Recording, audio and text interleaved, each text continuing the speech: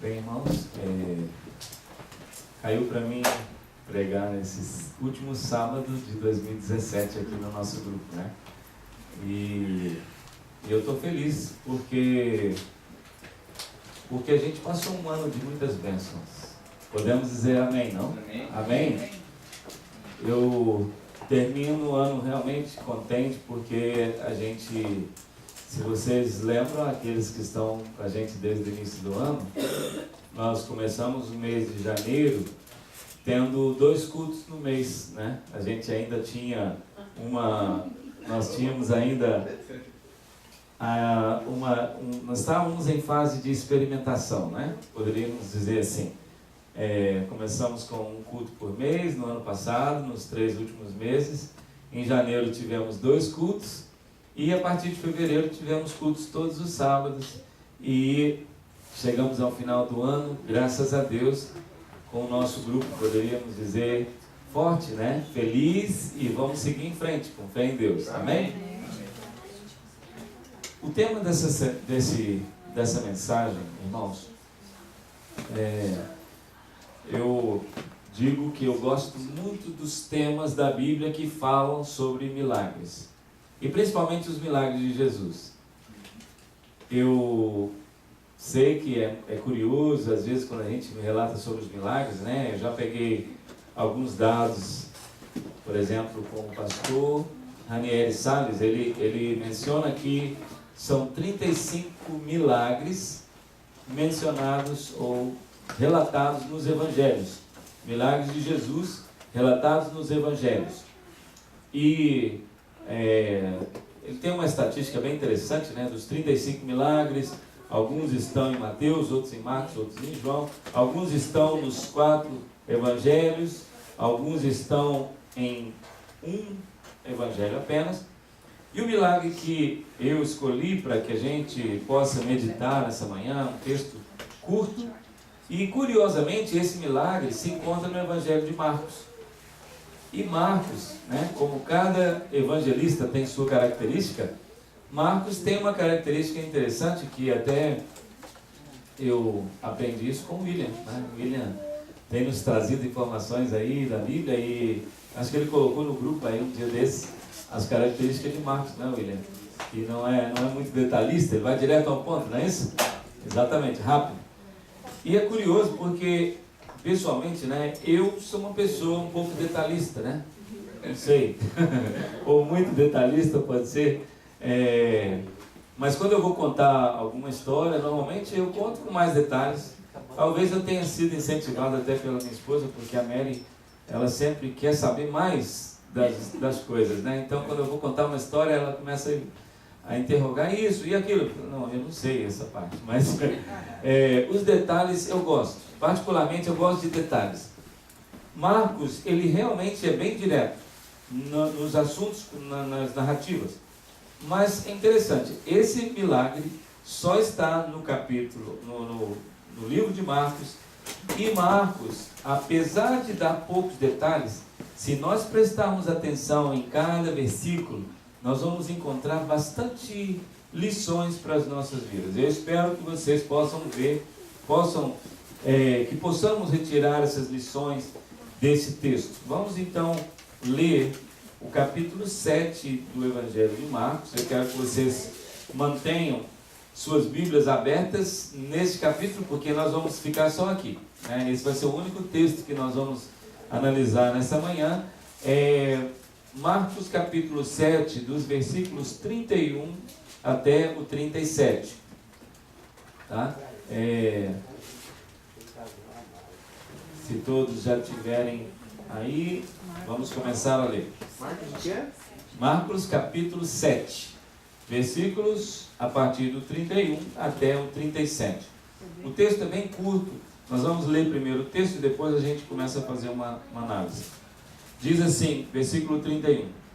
De novo se retirou das terras de Tiro e foi por Sidom até o mar da Galileia, através do território de Decápolis.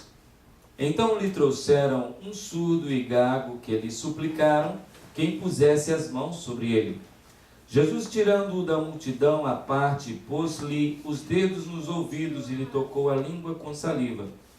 Depois, erguendo os olhos ao céu, suspirou e disse: Efatá, que quer dizer, abre-te.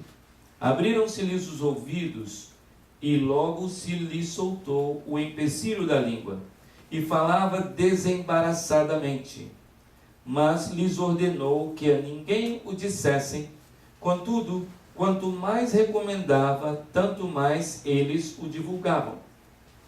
Maravilhavam-se sobremaneira, dizendo: tudo ele tem feito esplendidamente bem. Não somente faz ouvir os surdos, como falar os mudos. Amém? Amém. Irmãos, é interessante que quando a gente estava aqui mencionando os pedidos de oração, né, foram mencionados aqui pedidos, né, eu mesmo mencionei um pedido de uma pessoa que está doente e, né, houve outros pedidos aqui mencionando pessoas com câncer, né, o irmão que está com problema no dedo, etc. E muitas vezes, né, as pessoas, como meu amigo mencionou essa semana, né, e falou: olha, só um milagre de Deus. E às vezes quando a gente fala isso, né, as pessoas desanimam e falam: puxa vida, né? Quando fala só um milagre de Deus, pensa: então tá difícil aí. Será que nós não cremos que Deus faz milagres? Né? Se uma pessoa chega a falar que só um milagre de Deus pode salvar a vida de uma pessoa, pode mudar ou reverter a situação de alguma pessoa, significa que há esperança. Se nós cremos que Deus faz milagres, por que a gente fica desanimado quando alguém fala algo assim, né? E é interessante que os homens normalmente pensam sempre, né? A gente lembra, a gente pensa em Deus, mas normalmente a gente confia muito nas coisas da ciência, nas coisas mais naturais, né? O sobrenatural normalmente traz, chama atenção, mas normalmente traz um pouco de descrença, quando as pessoas pensam assim: depende de um milagre, então é algo muito difícil. Irmãos, se nós, né, considerando hoje, né, nosso último sábado de 2017, se nós analisarmos a nossa vida esse ano, né, será que tem alguma coisa na nossa vida que a gente pensa assim: olha, isso aqui foi bom, mas tem algo que, puxa vida, não consegui ainda, e só um milagre de Deus para reverter essa situação, só um milagre de Deus para transformar, ou para, não sei, quem sabe tirar alguma coisa de dentro de mim que eu não consigo vencer, quem sabe resolver um problema que eu estou lutando e não consigo resolver. Irmãos, lembremos-nos de que Jesus é aquele que opera milagres, ele operou milagres e ele continua operando milagres. Amém? Amém. Esse texto que nós acabamos de ler é interessante porque é o seguinte: quando termina, né, tem várias coisas que a gente poderia tirar aqui do texto. Eu gosto de pegar na sequência, mas eu vou para o finalzinho, só para a gente tirar uma coisa interessante aqui no último versículo, que fala assim: maravilhavam-se sobremaneira, dizendo: tudo ele tem feito esplendidamente bem. Não tem como nós não remetermos à criação, ao Deus Criador, quando menciona a Bíblia, né? E terminou o dia e foi bom, né? Muito bom, né? O que Deus fez, né? E Deus viu que era bom o que ele tinha feito. Então, quando aqui fala que tudo que Jesus fazia era esplendidamente bom, podemos associar com Deus, que faz tudo perfeito e tudo bem, né? E também fala assim: não somente faz ouvir os surdos, como falar os mudos. Essa também é uma menção que nós podemos lembrar lá do profeta Isaías, quando ele menciona, né, uma profecia messiânica, falando de Jesus que iria curar os surdos e fazer que os mudos falassem. Agora, iniciando o versículo, iniciando o texto aqui, né, nós podemos ver que ele então passa Jesus, né, no início da narrativa, fala que ele estava passando de um lugar para outro, né? Disse que ele se retirou das terras de Tiro e foi por Sidom ao mar da Galileia. Então, Jesus, ele anda aqui por um território chamado Decápolis. Né? O versículo 31 fala que Decápolis era uma região que continha 10 cidades. Né? O próprio nome diz Decápolis. Creio que Deca significa 10, né? E polis é uma terminação que normalmente significa cidade, né? Por exemplo, Petrópolis, cidade das pedras. Divinópolis, cidade do divino, né? Então, Decápolis era uma região que tinha 10 cidades. Aí estava Jesus, então, nessa região onde ele costumava ir muito. Ele esteve muito ali dentre os gentios e ele, então, se dirige àquele lugar. E quando ele está passando por ali, diz o versículo 32 que lhe trouxeram um surdo e gago. E, irmãos, olha, esse milagre, né, quando a gente vê aqui surdo e gago, a gente imagina que talvez ele até não fosse exatamente gago, né? A descrição menciona a palavra gago, não sei se essa é uma tradução boa, mas ele tinha, sim, com certeza, uma dificuldade muito grande de falar. Por quê? Se ele era gago realmente, talvez não fosse a surdez dele algo de nascença, porque o surdo de nascença, ele não consegue falar nada, porque a gente aprende a falar como? Primeiro ouvindo, né? Então a criança, ela desenvolve a habilidade de falar porque ela escuta primeiro. Então a criança que nasce com problemas de surdez, ela não vai ter condição de desenvolver a fala.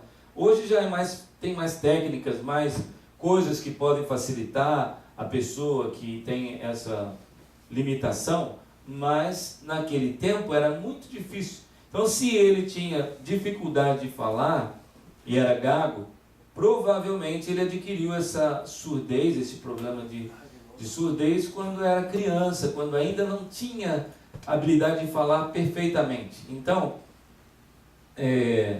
nós imaginamos uma situação bem triste para as pessoas que tinham essa debilidade naquela época, porque era muito difícil, né?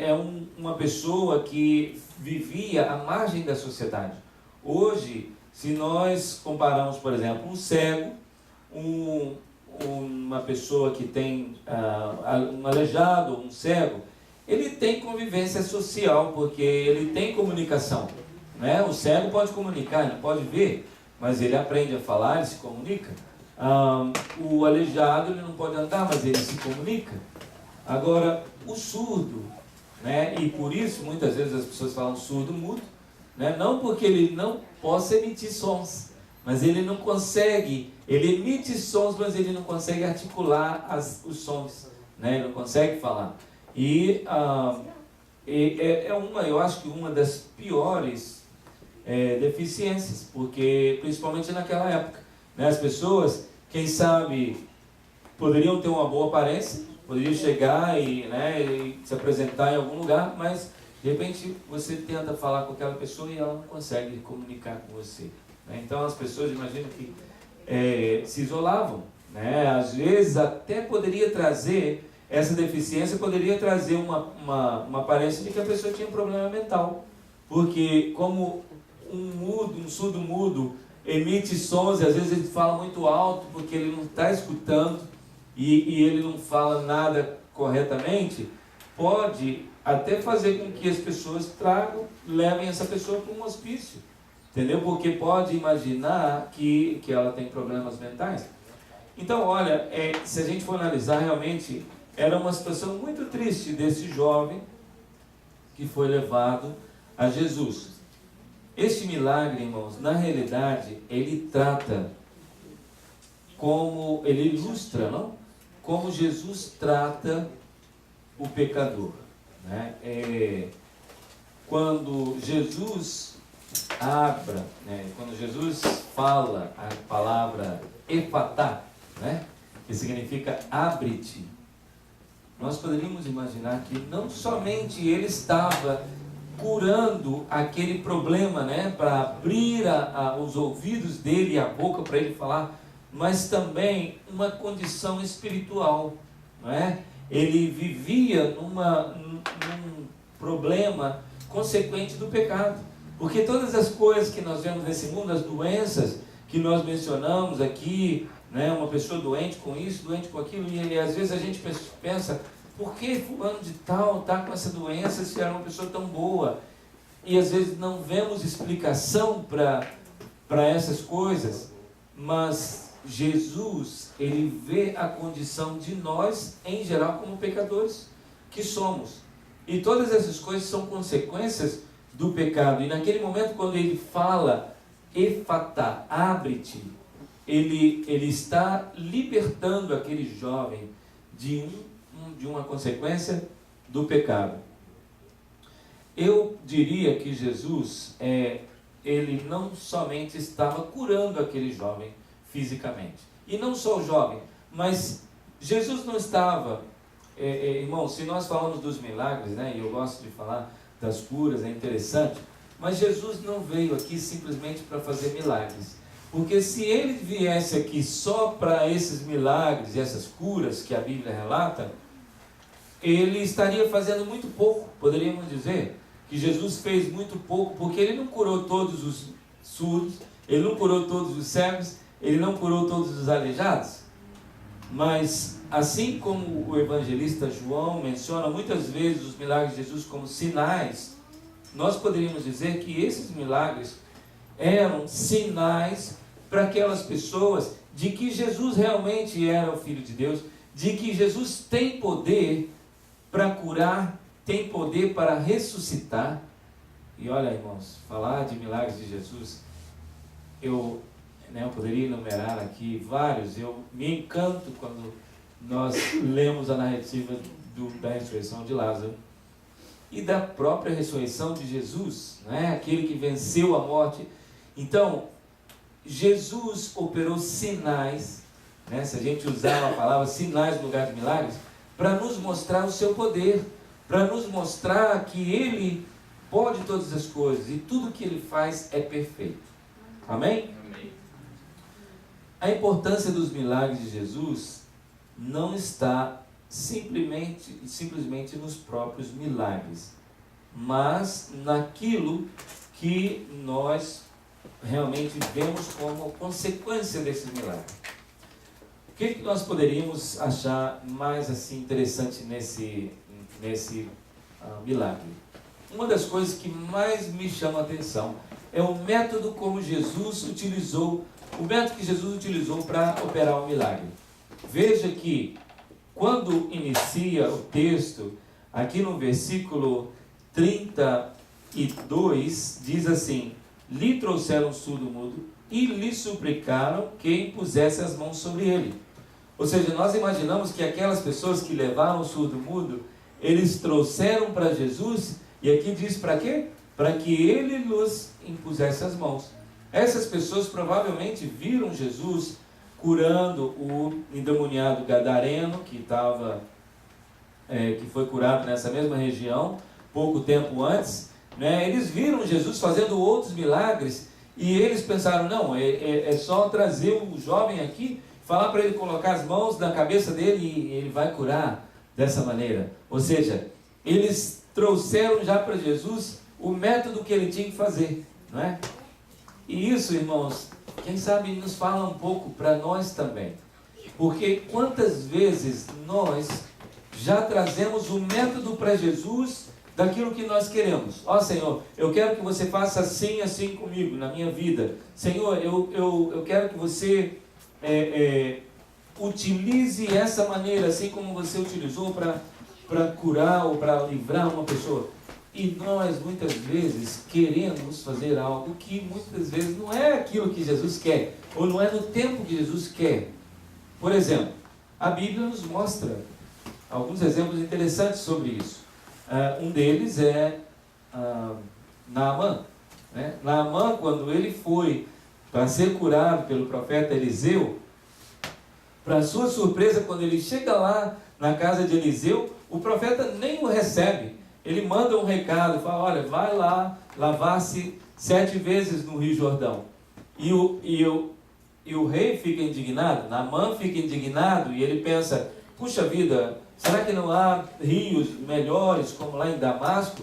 Entendeu? Rios mais limpos, para eu me lavar 7 vezes e ficar curado? Será que eu tenho que vir aqui para lavar um rio Jordão, que era considerado mais sujo?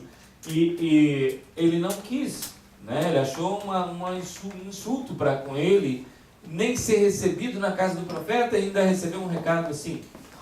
E o seu servo, né, que no momento, né, o ajudou e disse: será que se te pedisse para fazer uma coisa mais difícil, você não faria? Só porque ele mandou você banhar 7 vezes no rio, você não vai fazer? Por que você não faz?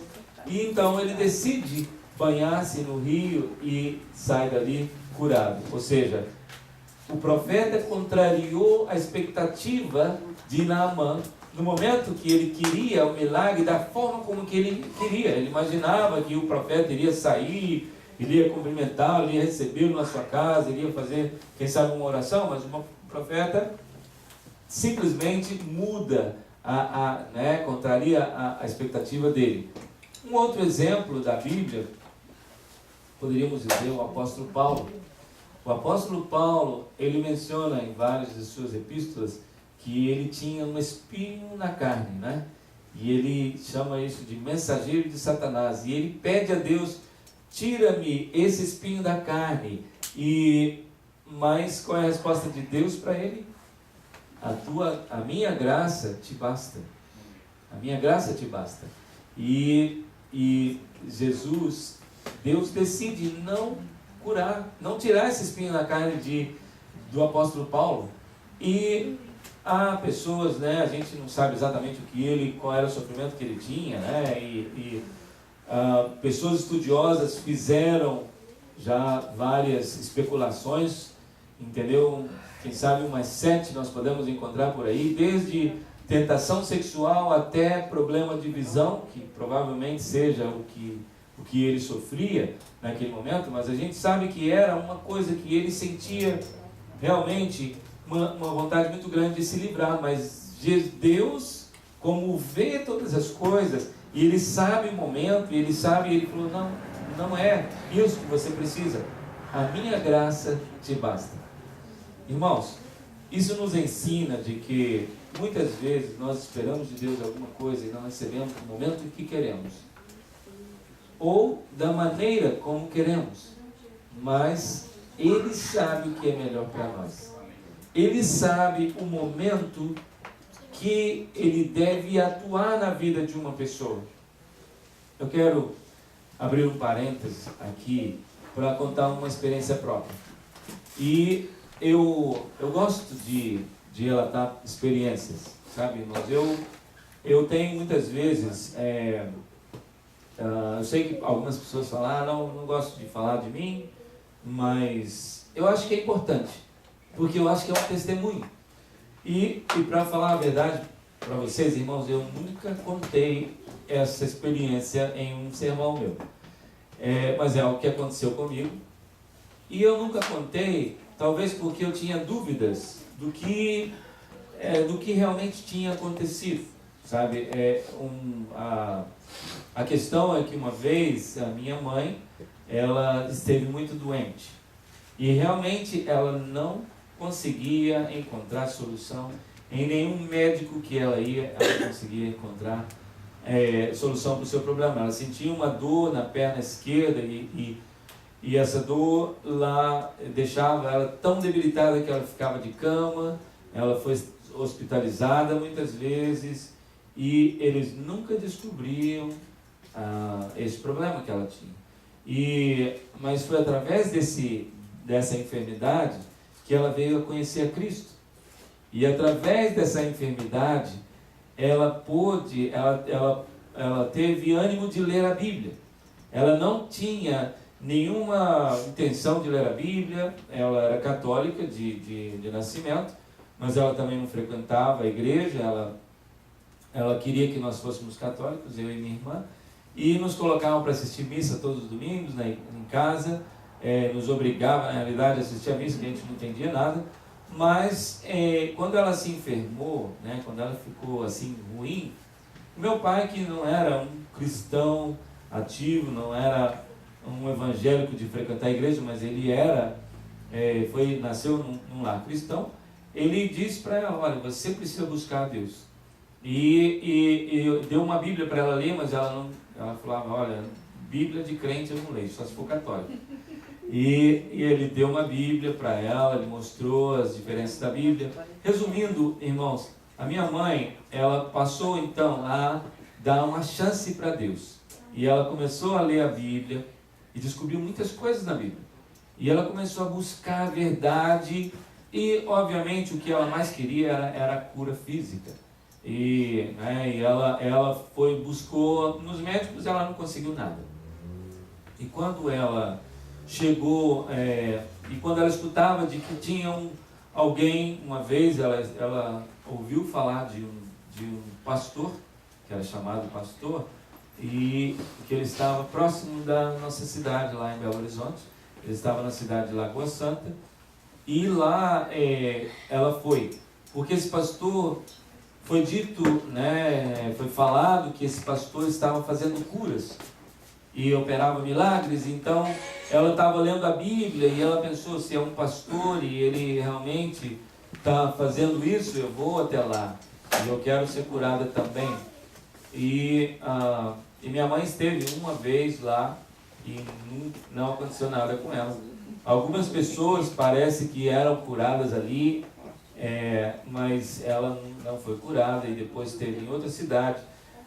Na realidade, quando ela esteve em Lagoa Santa, já era talvez a segunda ou terceira vez que ela estava indo nesse pastor, e o pastor orava para as pessoas e algumas pessoas saíam dali dizendo-se curadas. E, bom, resumindo, ele não conseguiu nada com ela, mas a minha mãe, ela teve um pouco de crença naquele pastor e ela levou, um dia, ela me levou também para esse local. E eu digo, irmãos, que eu tive dúvidas muitas vezes com relação a essa história, porque eu sei que aquele homem que se chamava pastor, ele demonstrou algumas vezes que a sua conduta não era uma conduta muito adequada, como a gente esperava, entende? E o que eu posso concluir hoje é que realmente aconteciam milagres lá, e muitas pessoas podem dizer, né, eu não posso falar julgando uma pessoa ou outra, mas muitas pessoas podem dizer: ok, ele era um homem de Deus ou não era um homem de Deus, mas eu aprendi uma coisa ali, que realmente a fé faz acontecer milagres, né? A fé e a oração, elas fazem que o milagre aconteça. A oração com fé, pedindo em nome de Jesus, ela tem poder. O que aconteceu ali, irmãos, comigo aqui, eu tinha um problema quando eu era criança, e minha mãe sempre se preocupava muito com isso, que eu à noite parecia que ia me engasgar e ela pensava que eu ia me sufocar. E ela me levou no médico e eles falaram que eu tinha que me operar de adenoide, acho que é isso que chama, né? Um problema na garganta. E ela, né, com aquele temor de operação e etc., e me levou um dia nesse senhor, né, esse pastor, chamava pastor Adalto. E quando ele, então, ela me leva ele lá para ele fazer uma oração, ele estava no seu quarto ali, fechado, e uma pergunta, irmãos, eu devia ter, não sei, 5 ou 6 anos, mais ou menos de idade, mas eu me lembro como se fosse hoje. Quando nós entramos naquela sala, ele falou: olha, nós vamos orar. Ele tinha um azeite que ele usava, né? E ele me deu o azeite para eu tomar, ele usava o azeite na testa. E ele falou: olha, nós vamos orar em nome de Jesus. Você crê que Jesus pode curar o seu filho? E a minha mãe disse: creio. Mas de alguma maneira, aquele pastor olhou para minha mãe e ele disse assim: olha, só que a sua fé não é suficiente. E aí ele falou assim, o pai dele está aí? Ela disse, sim, ele está lá fora, ele está no carro. E meu pai sempre acompanhava minha mãe, esperava no carro lá, entendeu? Escutando rádio. Mas a minha mãe foi chamar o meu pai e ele trouxe, e ela trouxe o meu pai e ela falou para ele, olha, ele está te chamando porque ele quer que nós oremos juntos. Ele falou que a minha fé não é suficiente para poder curar o Jefferson. E quando meu pai chegou naquela sala, o pastor estava com a mão aqui no meu pescoço. E a primeira pergunta que ele fez para o meu pai foi a mesma pergunta que ele fez para minha mãe. Eu já mencionei aqui várias vezes que meu pai é uma pessoa de muita fé. E aquele pastor perguntou para o meu pai, você crê que Jesus pode curar o seu filho? E meu pai, irmãos, ele, quando falava no nome de Jesus, ele se emocionava. Ele chorava muito, talvez por isso que de vez em quando eu me emociono aqui também. Mas ele, na mesma hora, ele falou assim, eu creio. E ele se ajoelhou. E ele olhou para o céu e ele, assim, ficou realmente sentindo que Deus iria operar naquele momento. E então aquele pastor orou e ele tinha uma bacia assim do seu lado. E quando ele orou, e meu pai de joelho, minha mãe de joelho, ele só colocou a bacia assim na minha frente e deu um tapa aqui no meu pescoço e saiu um pedaço de carne desse tamanho da minha boca. Sim. Amém? Eu creio que foi Deus que operou naquele momento. Eu não penso mais naquele pastor como sendo, ele não era um pastor adventista. A gente poderia dizer, ok, mas se ele guardava os mandamentos de Deus, ele era uma pessoa. Eu digo que eu tenho provas de que ele não foi uma pessoa com conduta boa todo o tempo na sua vida. Mas será que a gente pode então dizer, quem sabe lá, se a gente vai lá na Bíblia e vê Pedro que curou e Paulo, que eles eram pessoas perfeitas, 100% perfeitas? Não. O que faz a cura? O que opera o milagre? É Jesus, é a palavra de Deus, é a fé, é a oração. E naquele momento, irmãos, eu creio que foi a fé do meu pai, da minha mãe, a oração daquele pastor pedindo em nome de Jesus, que operou um milagre na minha vida. E eu estou contando isso por primeira vez em uma mensagem, irmãos. Talvez eu já deveria ter falado muito mais vezes. Mas uma coisa também eu vejo muito interessante. A minha mãe nunca foi curada desse problema que ela teve. Nunca foi curada. E Deus sabe o motivo. Assim como o apóstolo Paulo pediu a Deus e nunca conseguiu a cura daquilo que ele queria. Mas uma coisa aconteceu na vida da minha mãe. Ela transformou sua vida. Ela passou a ser de descrente a uma crente na palavra de Deus. Ela conheceu mais e mais, e nós fomos para uma igreja, para outra igreja, e finalmente, um dia uma amiga dela nos convidou para ir à igreja adventista, e nós fomos à igreja adventista, e nos batizamos, nós 4 lá, eu, meu pai, minha mãe e a minha irmã. E graças a Deus até hoje, né, estamos, meu pai já descansa no Senhor, mas eu sei que Deus operou na vida da minha mãe. Eu sei que aquela cura não foi simplesmente para me livrar de um problema físico, mas foi para mostrar um sinal de que Deus tem poder, de que Jesus é aquele que cuida de nós individualmente. Ele não é uma pessoa simplesmente que está aqui para fazer uma coisa coletiva como eles queriam, não é? Que ele simplesmente colocasse as mãos na cabeça daquele jovem ou na cabeça daquele jovem, impusesse as mãos para que ele fosse curado. Mas voltando ao texto, o método que Jesus utilizou para aquele jovem demonstra um interesse individual de Jesus para cada um de nós. Reparem, irmãos, no versículo 33. Primeira coisa que Jesus faz, diz aqui, Jesus tirando-o da multidão à parte. Quando Jesus tira aquele jovem da multidão, ele demonstra o quê? Individualismo. Aquele jovem não estava acostumado a estar no meio das multidões, ele talvez se sentia constrangido, ele era uma pessoa isolada da sociedade. Então Jesus tira o jovem da multidão. Ele contraria o método que as pessoas estavam esperando de impor as mãos, e ele tira da multidão. Quem sabe ele fala: não, vocês me esperem aqui. E quando ele leva esse jovem à parte, nós podemos entender uma coisa também, irmãos.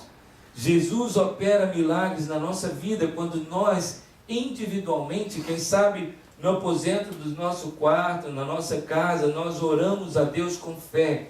Nós pegamos, vemos a palavra de Deus, porque muitas vezes nós viemos à igreja, nós participamos aqui, mas durante a semana nós não temos uma ligação íntima com Deus, individual, à parte, a sós. E Deus opera milagres na nossa vida quando nós separamos um tempo a sós com Ele. E foi o que Jesus fez. Irmãos, quantas vezes nós queremos algo para nós e estamos tão apressados com o corre da vida, passamos a semana inteira sem dedicar um tempo mais para ler a palavra de Deus, para orar. E Deus às vezes tem bênçãos para nós, Ele quer que nós alcancemos coisas, mas nós não damos tempo para Ele. Quem sabe muitas vezes nós queremos nos livrar de algum problema que atrapalha a nossa vida espiritual.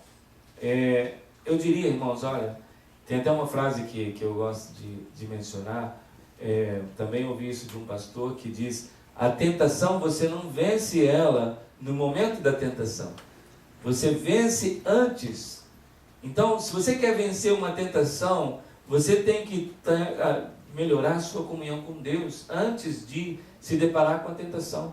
Se você pensa que você está bem e vai chegar lá próximo e vai conseguir vencer, você não vai. Você precisa de uma capacitação que só Jesus pode te dar individualmente. Então, essa é a primeira coisa que ele faz. Ele retira o jovem da multidão. E então, disse aqui, continuando o versículo 33, ele põe os dedos nos ouvidos do jovem. E depois ele tocou a língua com a saliva. A saliva, né, é interessante, gente. Jesus, em alguma outra ocasião, ele fez um milagre também assim, que não foi diretamente, né, que ele demorou um pouco mais. Lembra da saliva que Jesus utilizou com barro, né, para curar o cego, né? Talvez esse é um outro milagre de Jesus que demorou um pouco mais. Então, esse do jovem também tem alguma sequência, né? Primeiro, ele põe os dedos nos ouvidos do jovem, depois toca com a sua saliva, toca na língua do jovem. Parece que ele está aí fazendo uma linguagem de sinais, ele está tentando exercer fé naquele jovem, porque aquele jovem não entendia, talvez ele nem entendia direito o que estava acontecendo ali. Eles o levaram naquele lugar, ele sabia do problema que ele tinha, ele, né, com certeza sofria com o problema, mas ele não entendia. Jesus queria comunicar com aquele jovem, ele queria exercer fé naquele jovem. No momento que ele toca nos ouvidos, onde estava o problema do jovem, e ele toca na língua daquele jovem, ele demonstra, né, que ele tinha atenção voltada para o seu problema. O jovem naquele momento deve ter entendido, ok, ele está mencionando o meu problema, ele quer cuidar desse problema, ele está aqui para isso. E também a gente pode até entender assim como interessante a sequência, né? Primeiro os ouvidos, depois a língua, né? Até porque, né, a gente mencionou aqui que a gente precisa ouvir primeiro para depois falar, né? E isso é uma lição que a gente pode pegar para nós também, espiritualmente falando, não só fisicamente, mas espiritualmente falando. Irmãos, é importante que nós aprendamos a escutar primeiro, antes de falar.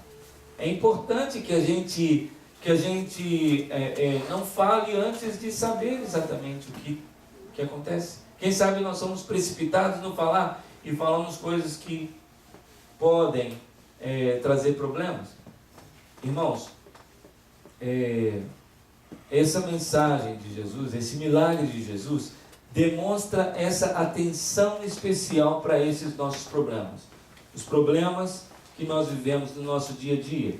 Aqui também, então, depois que ele toca a saliva, né, agora já passando no versículo 34, ele diz assim: depois, erguendo os olhos ao céu, suspirou. Essa palavra suspirou, nós podemos entender que Jesus, ele não somente estava ali pensando na cura daquele jovem individualmente, ele estava pensando na consequência do pecado. Quando Jesus dá um suspiro, demonstra a tristeza de Jesus pela consequência, pelo sofrimento que o pecado causa a cada um de nós, né? E menciona aqui, eu penso que ele demonstra compaixão, né? Quando ele suspira, quando ele dá esse suspiro também. E menciona aqui que então finalmente ele disse Efatá, que quer dizer abre-te. Jesus menciona essa palavra para poder dizer, dar uma ordem para aquele jovem: abre-te. Esse abre-te, claro, né, significa abrir os ouvidos e a boca, mas é muito mais do que isso. Quem sabe nós também, que não temos essa deficiência física, mas espiritual, necessitamos dessa palavra de Jesus para nós hoje, dizendo: abre-te, liberta-te. É como se Jesus estivesse falando para nós: deixe de lado, ou abandone essas coisas, ou essa coisa que está te impedindo da minha comunhão contigo. E essa palavra de Jesus, irmãos, ela pode operar na nossa vida. Depende de nós termos tempo para Ele. Depende de que nós acreditemos nessa palavra. É interessante que o milagre, ele só ocorre depois que Jesus fala, né? Disse o versículo aqui 35. Abriram-se-lhes os ouvidos e logo lhe soltou o empecilho da língua e falava desembaraçadamente. E é engraçado isso porque ele fala, né? No momento quando Jesus fala abre-te, o que começa a acontecer com o jovem? Ele começa a ouvir e começa a falar. E nós vemos que isso é um milagre realmente, porque ele não ouviu as pessoas falarem, desenvolveu a habilidade da fala naquele momento, porque ele não sabia, mas ele começa a falar. Aí nós vemos, irmãos, o poder da palavra de Deus. Quando ele ordena, o milagre acontece. Irmãos, estamos já concluindo essa mensagem. Eu queria que nós pudéssemos meditar um pouco na nossa vida espiritual. Quem sabe no ano de 2017 nós tivemos lutas em nossas vidas e tivemos muitas vitórias, com certeza nós tivemos, né? Amanhã eu quero que cada um possa mencionar um pouco disso, agradecendo a Deus, mas quem sabe alguma coisa na nossa vida passou nesse ano que nós não conseguimos vencer ou não conseguimos alcançar. E quem sabe, né, e muito provavelmente, essa coisa que nós não alcançamos nesse ano, ela não aconteceu porque nós não dedicamos esse tempo para que a palavra de Deus operasse na nossa vida. Olha, irmãos, é muito importante a questão do tempo. Nós vamos estar estudando a próxima lição agora sobre mordomia cristã, e uma parte da mordomia cristã é o tempo, porque o nosso tempo com Deus é importante, irmãos. Aqui nesse milagre nós vimos que Jesus, quando ele passa naquela multidão, elas não somente levam o jovem para ele colocar a mão, ali menciona que eles suplicavam para que Jesus impusesse as mãos. Ou seja, a palavra suplicavam, em outras versões fala rogavam, significa que eles estavam insistindo com Jesus. Eles não simplesmente chegaram lá e tinha uma fila de pessoas e eles chegaram na fila para ser atendidos. Eles estavam suplicando. De alguma maneira isso demonstra que aquelas pessoas acreditavam que a solução para aquele jovem era Jesus. E elas rogaram insistentemente com Jesus. E muitas vezes, se nós queremos receber bênçãos da nossa vida e queremos receber um milagre na nossa vida, nós temos que fazer o mesmo, irmãos. Temos que nos ajoelhar e suplicar que Jesus opere na nossa vida. E Ele, então, vendo a nossa fé, a nossa vontade, realmente, Ele vai fazer assim como Ele fez com aquele jovem. Amém? Não deixemos que o tempo e as coisas deste mundo venham a nos afogar. Não deixemos que, quem sabe, as preocupações com as coisas deste mundo, com o trabalho, com coisas, venham nos impedir de receber essas bênçãos de Deus.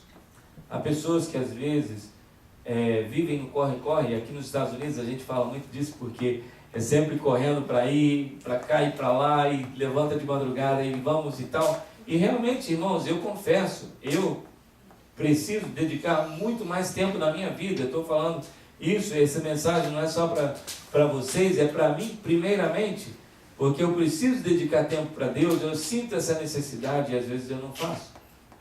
E isso é comum. As pessoas às vezes até esquecem de coisas importantes. Eu escutei uma história de que um homem estava com a sua esposa grávida e ela já estava na hora de ir para o hospital e estava sentindo, né, que o bebê já ia nascer, né? Isso logo vai acontecer aqui, né? E o marido, quando viu que a esposa estava precisando ser levada para o hospital, ele chegou com pressa e na sua correria ele pegou a chave do carro e saiu correndo. E ele foi para o hospital e esqueceu a mulher em casa. Vocês estão rindo, né? Porque às vezes acontece isso com a gente. Será que isso é o que acontece com vocês também? Às vezes a gente esquece do mais importante. A gente vive tanto no corre-corre da vida, esquecemos o mais importante, que é dedicar tempo à palavra de Deus. E para terminar, irmãos, o final da história disse assim: mas lhes ordenou que a ninguém o dissesse. Contudo, quanto mais recomendava, tanto mais eles o divulgavam. Quanto mais Jesus falava, não contem para ninguém. E será por que ele dizia não conte para ninguém? Nós sabemos que Jesus tinha uma sequência, e nesse momento a sequência não era Jesus divulgar que ele estava fazendo milagres, porque ele tinha uma parte a cumprir. Ele precisava chegar no tempo certo para ser crucificado, e ele não poderia adiantar essas coisas, não poderia fazer tanta divulgação do seu trabalho. Então ele falava: não contem para ninguém o que eu fiz. Mas mesmo assim as pessoas falavam. É impossível não contar, disse a mãe.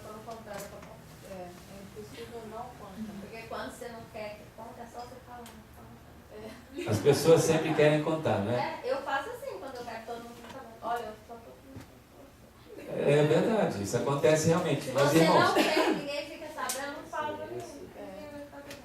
mas vocês já perceberam que tem coisas que é difícil da gente segurar? Eu acho que essas pessoas, elas não conseguiam ficar sem falar. Não, eu não posso deixar de falar essa maravilha que aconteceu. Agora, irmãos, eles eram solicitados para eles não falar, e eles falavam. E para nós hoje, o que Jesus fala com a gente? Ide, pregai o Evangelho, falai, testemunhai. E será que nós estamos falando? Não, que é o contrário. Exatamente. Quem falar, não fale, gente. Exatamente. E nós não falamos. Essa é uma triste realidade. Irmãos, vamos fazer com que nesse ano de 2018, o nosso grupo aqui em Long Branch seja diferente. Que possamos falar de Jesus para as pessoas, que possamos trazer as pessoas para ouvir a palavra de Deus, que possamos proclamar essas verdades que conhecemos, para que Jesus possa operar não somente na nossa vida, mas na vida das pessoas que estão ao nosso redor. E que muito em breve, então, possamos finalmente encontrar esse Deus, esse Jesus maravilhoso, esse Deus poderoso que opera nas nossas vidas. Que Ele seja o nosso Deus, hoje e eternamente. Amém.